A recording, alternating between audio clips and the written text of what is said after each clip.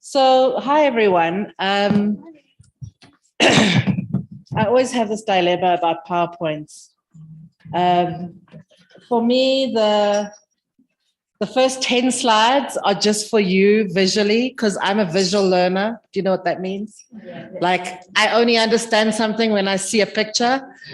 Don't get overwhelmed by them. You'll get these slides. You can interrogate them. I'm going to rush through them because it's part of the background of where I come from. I'm not a TB person, but I am an infectious diseases person, and my expertise is in HIV prevention. So we kind of, like I said, we're cousins. But I wanted you to get a sense of who we are and kind of our history, what our team is, et cetera, et cetera. The question that was put to me is can HIV prevention share any lessons with TB? And I actually think that's a big question, because I think TB can share a lot of lessons with HIV prevention. And I know, a little bit like COVID, HIV prevention gets a big slice of the pie. Probably part of that should go to TB because of the relationship between them. And part of it should be leveraged because the social issues are the same. But that's kind of the question I'm posing here. So I'm going to run through who we are and what we do so that you understand where we come from. I'm not sure that everyone knows I'm not assuming that everyone knows what good participatory practice is or what it means. For us at WITS RHI, it is a standard, which I know is not a real thing yet, because currently it's still a guideline. But for us, it's a standard. It's a standard that all studies should kind of try and achieve. It's a difficult standard to achieve in its conception, but it is something we're all working towards. So that's kind of where we come from. A lot of people think GPP is a checklist or a report or a team. But in our world at WITS RHI, in the Ward 21 CRS, where we do HIV prevention studies, it is a standard. And that's kind of the place I want to start. So just so you know who I am, I'm not a natural scientist. I'm a sociologist. I've been working in this field for 30 years. I work at the Ward 21 Clinical Trial Research Site, which is in Hillbrow, if you know it, which you probably do. It's a very highly populated, mobile, inner city community. It has a long and rich history. We have very deep roots in that community, and we're very committed to quite a small, geographically small, but highly dense population. WITS RHI, if you don't know who WITS RHI is, it's a reproductive health institute attached to the University of the Witwatersrand. We are an institute of the Faculty of Health Sciences. We've kind of been around in our current formulation since 2005. 2006, we were at Baragwanath Hospital as RHRU until then. And we're part of what's called the Clinical Trials Unit of Johannesburg, which has 3 WITS RHI clinical research sites, and also other sites. So CSWARE is there, and CHRU is there, that we're all part of the same units. And so we kind of do have a structural relationship. This is how our site is structured. We have 3 different research sites. One is maternal and child health, one is HIV prevention and directing research, and one is clinical trials. I work in Ward 21, Sinead's team. This is my team. So I'm here as one of a whole lot of people. I like to put their photos in so that you can see that there are real people there. And it's quite, a lot of people are always very envious about the size of our team. And I always say, well, this is what it takes. This is what it takes to run good, sustained, long-term community engagement. That's a lot of money, and it's hard to find. And we're always out of money. So perpetual poverty. But I think the point we're trying to make here is that it takes a lot of people to do this work. And our philosophy really is that community participation benefits research and research benefits community participation. They have a symbiotic relationship. Even beyond the clinical trial, when community members have been involved in research, they have a whole range of skills and capacities and access to support and mentoring and services that they would historically not have had. And so we see our impact as much wider than the narrow clinical trial. And for us, what's really important is that there's the science, which is very important and valuable. And it's something we must all understand, and it's something we must have good professionals to run. But there's also real life, right?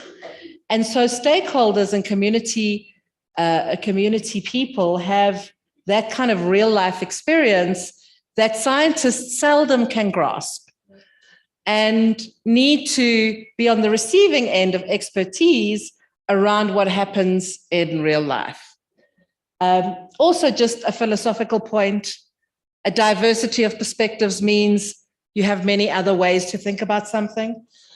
And what's really important is when you have a whole range of stakeholders, you tend to be more comprehensive in your approach. So I always get to the end of a trial and the sub-I or the I will say, okay, well, you're not going to be part of our meetings anymore because we're just closing out. And I'm like, no, there's a lot of work to do after the trial. There's dissemination, there's post-trial access, there's all of that. And they're like, oh, right. It's a life cycle. I think that's the point. This is a complex diagram. It's one I love. We can share it. But basically, this is the range of our activities. We do everything from decision-making to kind of inspiring others. And we have a whole range of activities that we do. And you can have a look at this later when you have more time. And basically, but we do kind of, from the standard point of view, we do conform to the 16 activities in the guidelines that are broken up into 3 phases: trial planning, trial conduct, and trial closure. You can see 3 little red flags, which is where we currently have severe structural problems. And right at the beginning, it's formative research. So formative research is probably the biggest challenge that the HIV prevention field has, and I'll talk a little bit about it later. We also have problems around protocol development. So we often get handed a protocol, and that leaves little for the community to engage with in terms of trial procedures. And then we often have challenges around post-trial access. So if you follow the debate between the ring and Caballet, the piperine ring, and cabotegravir, long-injecting cabotegravir, you will know that that's currently a debated conflict almost. That's a set of issues around post-trial access for both of them. They both have challenges around post-trial access. So those are the kind of red flags that we're experiencing in the community engagement space with clinical trials at the moment. But I suppose what's really important for us is you have to have a long-standing relationship with your community for there to be sustained engagement. And it's very hard to kind of do it on a trial-by-trial basis. It's much better to have and that's why we have the big team, right? It's much better to have a relationship, a marriage, if you like, a partnership that goes beyond a trial, that is deeper. And for us, that's how we get our portfolio together. So people often ask me, like, how do you decide what to do? I'm like, well, we have commitments for the trials, and then we have the community agenda, and that's what we do. And this is just a portfolio of the work that we do. We do research literacy. We work in the region with CASPA, which I'll talk a little bit later. We do recruitment, obviously, for trials. We do retention. But without that long-standing relationship, you can't do any of this. Otherwise, you're just like a transactional intermediary, like find participants for this trial, exit them, da, da, da. And we don't want that kind of relationship. And one thing I want to say is, even though it's a standard, GPP is evolving. So it's only really been around since 2012, really. There were some earlier versions, but if truth be told, it kind of only got traction in 2012. And I think it's important to say that it is still in development. And TB trials, in fact, the TB guidelines, the GPP guidelines are better, I think, than the HIV prevention guidelines because they came later. So one of the critical problems with the HIV prevention guidelines is that formative research in the sequence of events occurs before site selection, which is ridiculous, right? How would you do formative research if you haven't selected the site? And I'll tell you what the problem with that is a bit later. And at the same time, all of us here and other GPP practitioners are trying to define what good participatory practice really means. What is good? What is participatory? What is a practice? Those are all elements that we're trying to constantly define, and it is a moving target somewhat.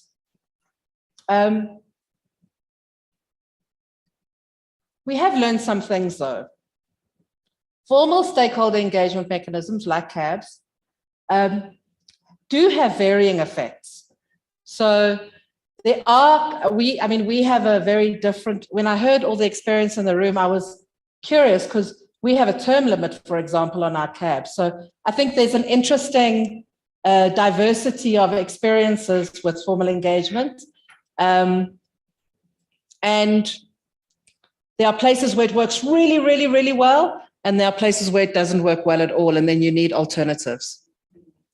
The global CABs, there's a couple of them, work really well for certain kinds of things, but not others. So I think it's important to kind of take that lesson and kind of run with it. And then I really want to kind of, I make it an equal point, but it's actually the most important point. Context has a diluting effect, which means that wherever you are, the rule, and that's why GPP is seldom used as a standard, the rule is diluted by the concept, by the context. So, for example, in HIV prevention, there's a very hard push to have user-controlled options. So the Depivirine ring is user-controlled. The person who wants to prevent HIV inserts the Depivirine ring themselves. They don't need a nurse, they don't need a clinic, they don't need any of those things. And there's a very strong push for that, right? And it's absolutely true that in many sub-Saharan contexts, that is a vital necessity because of remoteness, because of lack of access to facilities. But for example, in our very high density population, where people have different rhythms and routines or varying rhythms and routines, actually a provider-initiated solution is better. So an injectable every 2 or 6 months or a year, we hope in the future, would be much better than a ring, right? Neither is better than the other. They just work differently in different contexts. And that's, I think, something that we sometimes, as GPPers, we lose sight of. So apart from the professional jealousies aside, and kind of academic contestation aside, different strategies work in different contexts. And that's one of the enduring lessons in good participatory practice, that it doesn't, the what is almost irrelevant. What's important is, does the strategy work in your environment? Does it achieve the outcome you want?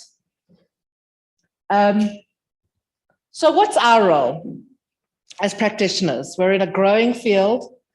And for me, there's really 2 things we can only do now. One is build a body of knowledge. Now, I can tell you now, I work in an academic environment, and we are the most academic shy part of that environment. Community engagement practitioners never publish, or never, seldom publish. In fact, investigators publish on our behalf, which is problematic in my view. Sorry, investigators. We need to learn how to be out there in the world. We like these safe, closed environments because our work is contested and challenging, and we don't always feel safe. But we need to find our confidence and go out there and publish and talk about the work that we do. Engage with the science. And then critically, in order to do that, you have to document. So one thing we're not great at, or actually, maybe let me talk for myself. Our teams have not been great at doing is kind of consistent documentation, because that's how you collect the evidence to publish. And I realize that not everyone wants to engage in the academic world, but in the space that we operate on, that's the kind of ivory tower that one needs to engage with. So that's the first part, is we need to build our body of knowledge. We need to have a whole lot of documentation out there in the field that natural scientists defer to social scientists around the work that we do. And then we need to advocate for GPP, and this is a lot harder. Firstly, that's part of the publishing point. We need to demonstrate the value of what we do. So I often get asked, so we have lots of new investigators, a lot, it's a revolving door. And in medical school, nobody is taught about public engagement in science or community engagement in clinical trials. And so young scientists never really fully understand what the value is of engaging with the community, and sometimes even older scientists. And so it's really important that we start showing that value. That's the first thing. And then we really have to, spotlight on us, have to really think about what we do that is impactful. So you must always have the lens of impact on. Is this activity that I'm doing, is this task, is this instrument going to have a meaningful contribution to public engagement in science, or whatever it is your objective is? That's really critical. And then you need to join forums like this one, like other ones, public forums, learning forums, where we can start to advocate for stakeholder involvement in clinical trials. So I feel like that's kind of where we need to go. The big question, formative research. So in HIV prevention, formative research, which is the research you do before you start a clinical trial, is typically only population level data. So I'll give you an example. We run an STI trial for resistance to gonorrhea medication, right? So we all know this, I hope we all know this, that gonorrhea is getting out of control. There's a lot of resistance to the current drugs that we're using, and it's kind of a growing pandemic itself. Now, in the trial that we just did, which was absolute torture, I will not tell you, we had to find men with gonorrhea. So you all know how difficult that might be in a mobile population where men do not access the clinic. It's a classic South African problem, might be wider than South Africa, but men do not access the public clinic because the public clinic is very feminized and intimidating and shaming, right? So we know that that's a predominant problem. In the formative research, the sponsor, a big pharmaceutical company, I shall not name, said your gonorrhea prevalence is 7%. So you should be able to reach your population. If you reach this many people, you will find this many men. And as I'm sure you know, that is not what happened. Because finding men under those circumstances in a highly mobile, hustling, kind of bustling, urban, super urban population is going to be really difficult. And the trial procedure is 6 hours long. And there's a PK study, which is 9 hours long. And that was the only research they did.